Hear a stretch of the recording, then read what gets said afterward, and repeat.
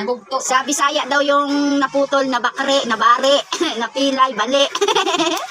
Utod. Nautod. Yung siki. Nautod yung ano, hot cake niyang niluluto. O, di ba nautod sa gitna? Utod. Ano sa Bisaya sa gitna? Nahati. Nabuka. Sa gitna nga eh. Nabuka. Nahati, nabuka sa gitna. Nabuka. Anay mau ay. Nabuka anay naw, anay aw. Nabuka. Anay mau. Anay mau. Nabuka anay naw. Ikaw nga, Toy. Nabuka, ano ba? Nabuka. Anay mau. Nabuka anay maw. Nabuka. Ana. Oh, nabuka din siya, oh. Kahit saan, kasama. Tulog-tulog yan eh. Ilagay na doon sa loob yan. Saan ba nagmana? May tulong verse. Tisay, saan ka nagmana tulog-tulog? Nagmanahan. Wala man kaming kakayahan na bumili ng gasol. Kaya sa kahoy lang kami.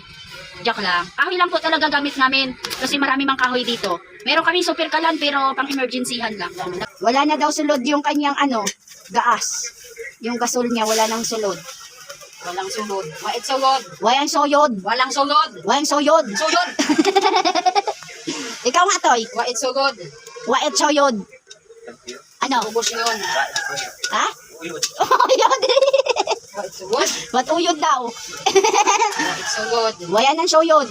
Walang laman ba? Walang laman. Ay, yung aming bebiti sa'yo, kahit saan talaga kasama. Grabe. Ang ganda-ganda ng tagaluto ko. Oh. Sarap po yan. Yung kape niya, oh. Tipangit. Ganda-ganda talaga niya, tipangit, oh. Ang ganda-ganda talaga niya, tipangit, oh. Simpleng babae lang yan. Tagdilag yan, simpleng babae. Saan daw makikita yung totoong magandang babae? Di ba? Pagising sa umaga. Pagising sa umaga, kahit may muta pa siya, maganda pa rin. Oh. Ganda dilag, oh. Hi. Can you be my textmate? Ha? Hi, Miss Beautiful Lady. Can you be my calling? Can you be my calling?